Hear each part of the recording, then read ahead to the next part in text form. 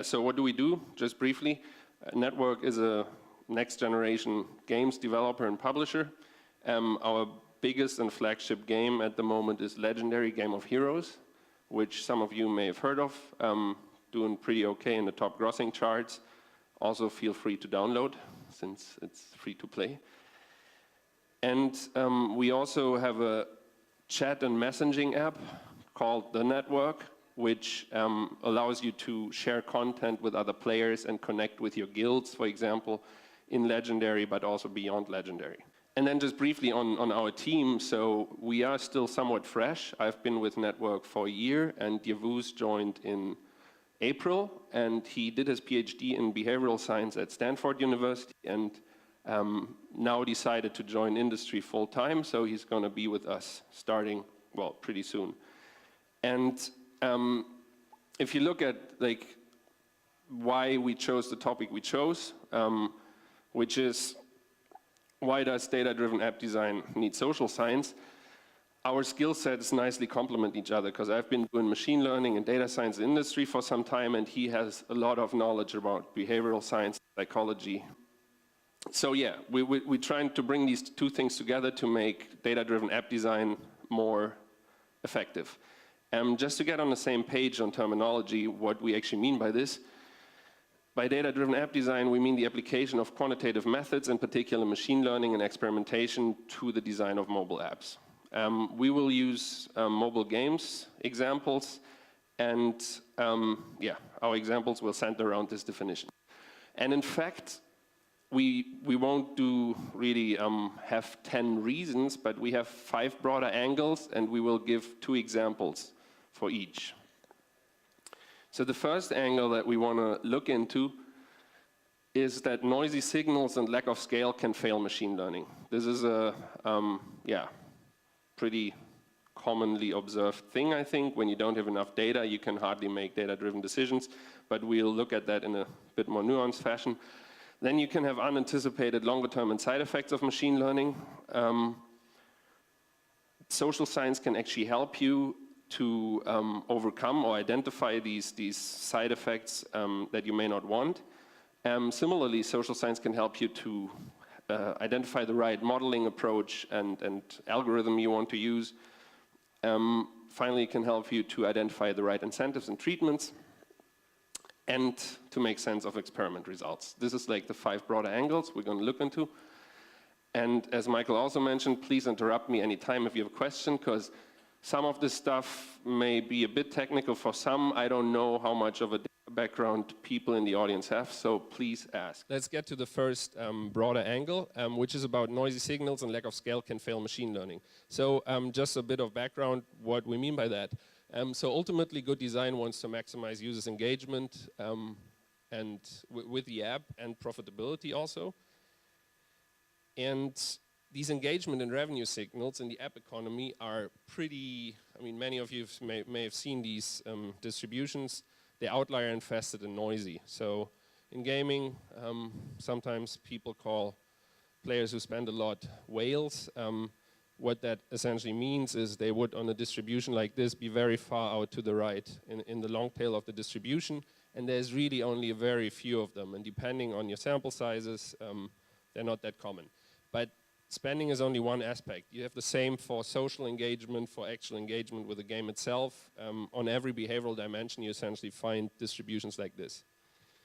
Additionally, for example, during soft launch, apps commonly don't have the scale to do any meaningful inference and analysis. So this chart is basically just showing many times during soft launch, you'll hover around 200 new users a day, but you actually only get to the scale you need to do meaningful machine learning later on. But you still want to have stuff in place to anticipate the actual launch, right? You don't want to send the early users, the golden cohorts, through a game that's not already at least a little bit optimized in a data-driven way. So the first example I want to give is about price personalization. So think about, you want to personalize the game starter pack, right? Because that's the key moment where you can set people on the right monetization trajectory. Yeah, so that's where you want to start. The goal obviously is to increase revenue, So it seems sensible to optimize for overall revenue per user. But this revenue per user, especially if your app has strong monetization, is so noisy that most algorithms get lost, as the treatment effects of this starter pack will be so small that they disappear in strong downstream revenue. So social science can offer some guidance here. If you think about complementarity of goods, if a user has a high willingness to pay for a good, they also have a high likelihood, a high willingness to pay for a complement to that good usually.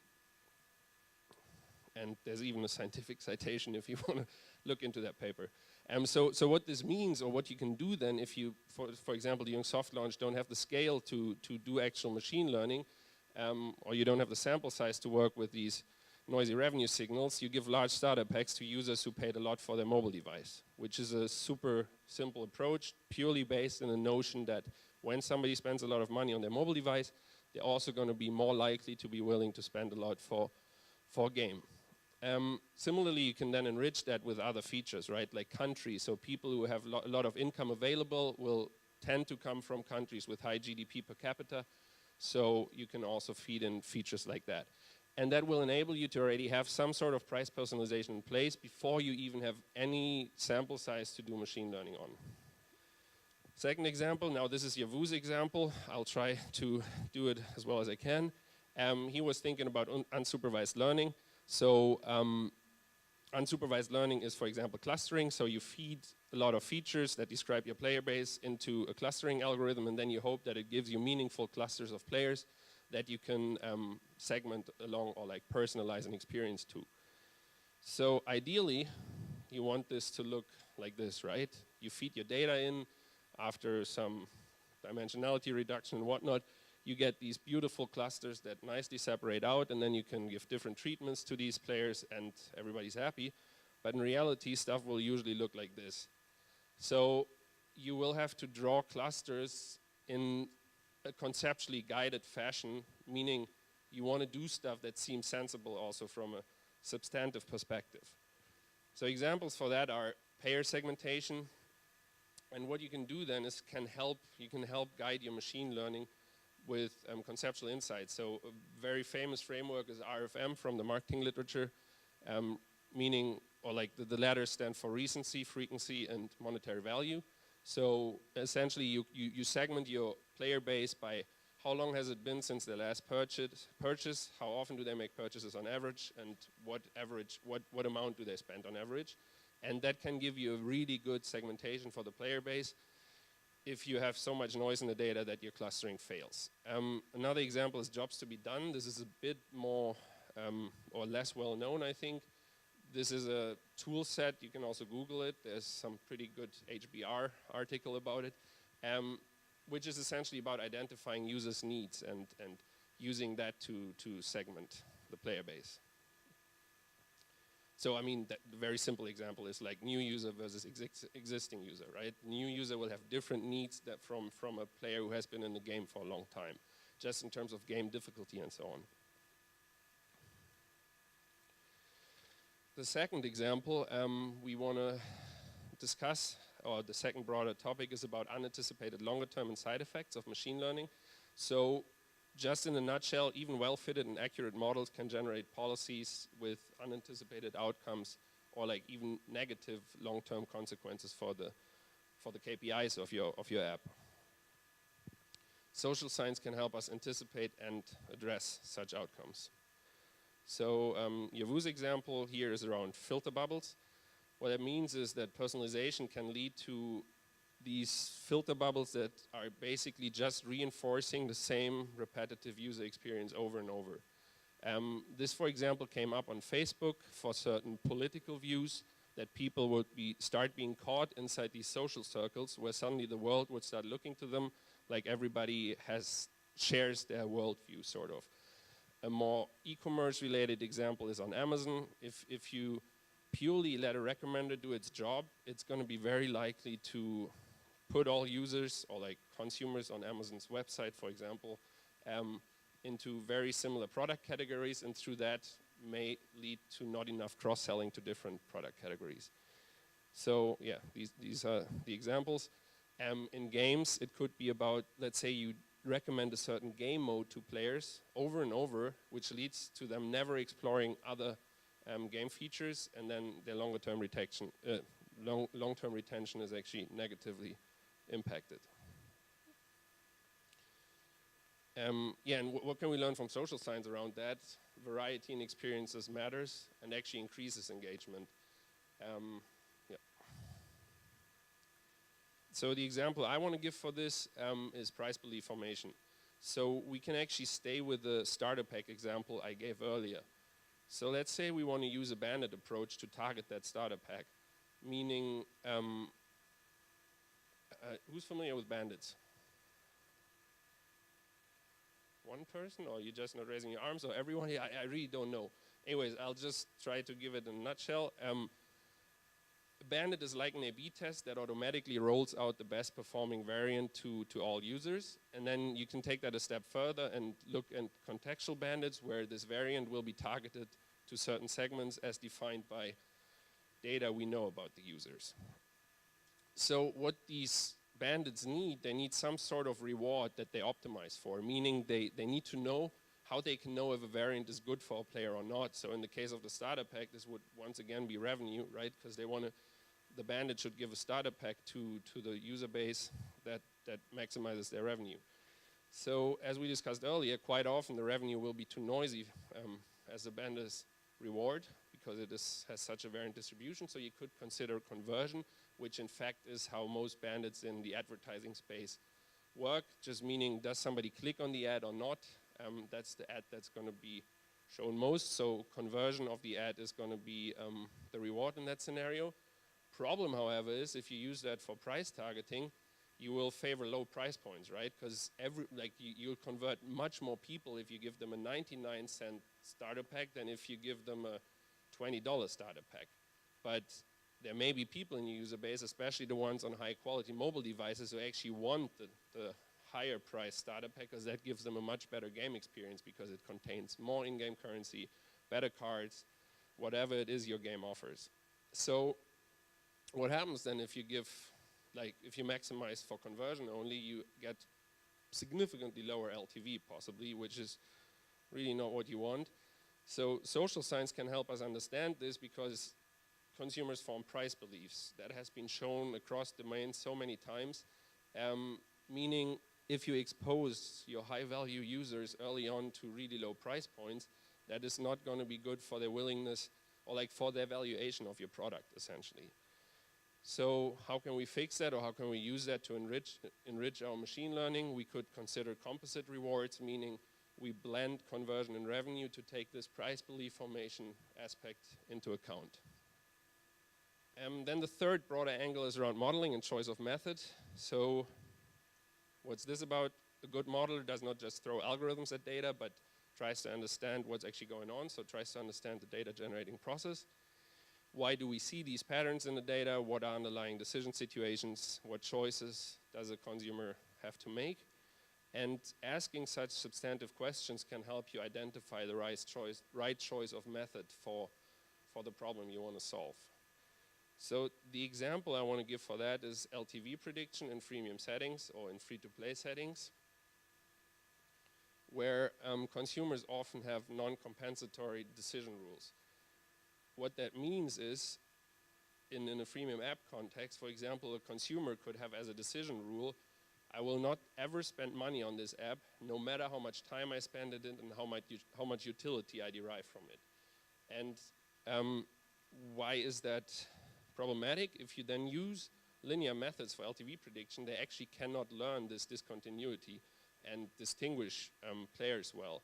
So what you see there is the RMSE for per user LTV predictions with 3 different methods. So first, linear regression, which has trouble dealing with non-compensatory decision rules. Then you have random forest and deep neural net, which are both nonlinear and able to capture these. And you see that they have significantly lower root mean squared error. Sorry, so RMSE is root mean squared error, which is just telling you how good is my prediction, and the lower that is, the better. And the intuition behind this is, if you want to think about it very intuitively, that some free users will just look exactly like pairs based on their usage behavior, but they actually aren't. And the linear regression can't really disentangle that, but a random forest or a neural network can. So there it's pretty helpful to think about what decisions do my consumers actually have to go through. The example that Yavuz has here is about feature engineering. So it's pretty much about how can we aggregate data in the most meaningful way, and can we use social science to guide this. And examples would be price sensitivity. So if we think once again about targeting of discounts or starter packs, we could explicitly think about how can we measure price sensitivity. Yeah, so this is an image of a price sensitive consumer. Or you could also have risk aversion in there, right? And maybe you could do something as crazy as looking at the reaction of players to errors in the game to help you get a measure of risk aversion that you then use to identify how to target discounts to them. Then the fourth broader angle we identified is around the right incentives and treatments for the user base. And social science can help there as well. So for example, what incentive will work well to stimulate a certain kind of behavior? The example that Yavuz has here is around variable reward schedules. So this is a long-standing finding in behavioral science so the example here is of a mouse. A rat actually. So a rat is in its cage and presses a lever to get cheese as a reward. And if that reward is happening in exactly the same fashion all the time, you get less reinforcement of that behavior to go for food than if you vary it over time. And sometimes it happens. I mean, you see the difference here in the two schedules, right? And that leads to significantly more in reinforcement of the behavior that you want to have. And now an example how we could transfer such a learning from behavioral science is to subscription offers, right? So you offer the player to give them for 30 days a certain amount of in-game currency, so don't make that 100 every day, but make it 80, 120, shuffle it around a bit. So that gives additional excitement to the player. The example I want to give here is around intrinsic motivation and extrinsic rewards. So we actually did that in the past. We built a pretty sophisticated churn prediction system that worked sort of well. So what you're seeing here is the ROC curves for the prediction, and we had an area under these curves of higher than 0.8, meaning with accepting a false positive rate of 20%, we could get 80% of true positives, which is pretty okay for CRM or like customer relationship management sort of applications. So what we did is we sent out a free pack of in-game goods worth $10 US to the churning players, and we thought that might do something to keep them in the game or lure them back into the game. However, there was no effect on churn. None whatsoever, no positive effect on engagement. What you can see here though is that this is a comparison of not using the predictive system and using it to send out notifications to the users. We had much more reaction in terms of looking at the notifications when we used the prediction system, so there was something positive there. The key thing we needed to do though is to use social science and substantive thinking to identify the right treatment for these users, right? So at that point in their lifetime, they didn't care about having $10 of additional in-game currency. And how can social science help you understand that? For example, the research by Deci and Ryan would point at that you can't, when people are intrinsically motivated to do something like they would be to play a puzzle game, you can't use extrinsic rewards like money to change their motivation to engage in this activity. So you want to do something that's much closer to their intrinsic motivation, like maybe they want the game to be more difficult, less difficult, and you should maybe think about personalizing the difficulty of the game actually. So yeah. And then the final example, because I think I also need to start wrapping up, is about understanding experiment results. So social science can help us here understanding what happens in the user base and explain counterintuitive or undesired A/B test results. And then also, if you embed these learnings in a broader context, that helps you avoid them in other settings where you may actually stumble across the same social science concept. Example that I have here is around goal valence. So to keep this short, we introduced a system rewarding player learning in a game. And we actually hoped that would make them play better and more levels. Well, expected result, yeah. What actually happened was they played more, but they didn't proceed more to higher levels. And the reason for that was that they could collect the tokens to advance further by replaying existing levels. So intuitively you may already think, yeah, okay, that makes sense. But there's also a nice social science concept to explain this around goal valence. When you introduce a different goal system to the game, you fundamentally change how players think about these goals. And here the priority of the initial goal to proceed to further levels was reduced compared to the goal of replaying existing levels. And Yavu's example here is pretty exciting, I find, as it really looks into the future a bit. So he did a lot of neurological research as part of his PhD as well. So what they did, for example, is they're able to predict if somebody is going to engage with YouTube videos from brain activity. So this happened in a lab experiment, like very in MRT, brain scanning, super sophisticated, expensive experiments, but how could you use that to enrich what we do in the field? You could, for example, try to map the brain activity to certain play patterns and then use these play patterns to anticipate what engagement you would have for different player bases in the future. It's sort of like taking the findings from the lab to enrich what you can do in the field. And then wrapping up, I have a little bonus. Social science can also help you comply with regulatory frameworks. So if you think about GDPR and all that, where it's actually important that you can explain to users why something is happening to them, if you use social science, you can explain that to them much more easily. Like coming back to the starter pack example, if a player asks you like, why am I actually getting a larger starter pack than my friend, you can explain to them, hey, we want to personalize your user experience to minimize frictions and cognitive load on your end, so people with higher device quality tend to get larger starter packs. That's not, to discriminate you, and you can also have that other starter pack, but it's not going to give you the same amount of in-game currency, cards, or whatever. Yeah, and then you can actually give them a reason instead of just having a black box algorithm that somehow attributes starter packs to the user base. Yeah, and then so what we do at Network is we do data science and behavioral science, and we build that into data products that are part of our platform that we use for publishing our own games. We also open that up to the external publishing agreements in the future. So if you're interested in taking advantage of these things, I mean, personalization engine, automated creative generation, and all that stuff, reach out to us.